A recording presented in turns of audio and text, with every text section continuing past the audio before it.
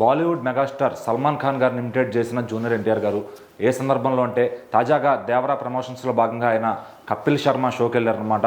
Kapil Sharma show అనేది బాలీవుడ్లో ఎంత ఫేమస్ అందరికి తెలిసిందే. మరి ఈ క్రమంలో ఆయన టీంతో పాటు దేవరా టీంతో పాటు అంటే సైఫ్ అలీ ఖాన్ గారు, జాన్వీ కపూర్ గారితో పాటు కపిల్ శర్మ షోకి వెళ్ళారనమాట. ఆ షో మన సాటర్డే టెలికాస్ట్ అవ్వడం జరిగింది. సో మరి ఆ షోలో హైలైట్ పాయింట్స్ ఏంట్రా అంటే జూనియర్ ఎన్టీఆర్ గారు సల్మాన్ ఖాన్ గారు ఆయన ఇమిటేట్ చేయడం అనమాట. అంటే ఒక చిన్న కాంటెస్ట్ పెట్టారు. ఒక ప్లకార్డ్ చూపిస్తే దాంట్లో ఏముంది అని చెప్పి ఇటు ఎక్స్ప్రెస్ చేసి చూపించాలి.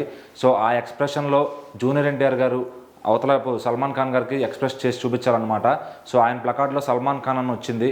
సో ఆయనలాగా ఈయన ఇమిటేట్ చేసి ఆయన బాడీ లాంగ్వేజ్తో నడుచుకుంటూ వచ్చి అలా చెప్పంగానే సైఫ్ అలీ ఖాన్ గారు సల్మాన్ ఖాన్ అని వెంటనే పట్టేశారనమాట. సో అంటే దీనిలో అర్థమవుతుంది మరి ఆయన ఎన్టీఆర్ గారు ఆయన బాడీ లాంగ్వేజే కాకుండా అవతల వాళ్ళ బాడీ లాంగ్వేజ్ కూడా ఎంత బాగా ఓన్ చేసుకున్నారు అనేది.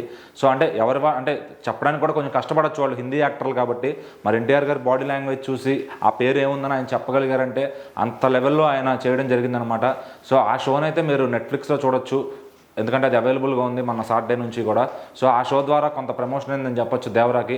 హిందీలో సాటర్డే సండే కూడా ఫుల్ బిజినెస్ జరిగింది. డే 1 కన్నా కూడా డే 2 డే 3 ఇంకా ఎక్కువ వచ్చాయి అక్కడ నెంబర్స్. డే 4 కూడా ఇప్పుడు ఫ్యామిలీ ఆడియన్స్ కూడా బాగా కనెక్ట్ అయింది హిందీలో సినిమా. సో మరి హిందీ ప్రమోషన్స్ కపిల్ శర్మ షో చాలా బాగా వర్కౌట్ అయిందని చెప్పొచ్చు. మరి ఈ క్రమంలో సల్మాన్ ఖాన్ గారిని ఆయన ఇమిటేట్ చేయడం ఇది ఒక హాట్ టాపిక్గా మారింది సోషల్ మీడియాలో. మరి ఇప్పుడు అందరూ కూడా ఇది మా హీరో రేంజ్ అని చెప్పి ఫ్యాన్స్ అంతా కూడా ఎంజాయ్ చేస్తున్నారు. సో దేవరా సినిమా అయితే సూపర్ హిట్ అయ్యి దాదాపుగా తెలుగు రాష్ట్రాల్లోనే 100 కోట్ల షేర్ దాటి ఓవరాల్గా కూడా 350 కోట్ల గ్రాస్ని దాటేసింది వరల్డ్ వైడ్గా. సో మరి ఇది ఎన్టీఆర్ గారికి రికార్డులు నమోదు చేస్తున్నారని చెప్పొచ్చు. ఇంకా దసరా వరకు సినిమాకి అయితే లాంగ్ రన్ ఉంది. మరి చూడాలి ఇంకెంతకాలం ఎంత రికార్డులు పెడతారనేది.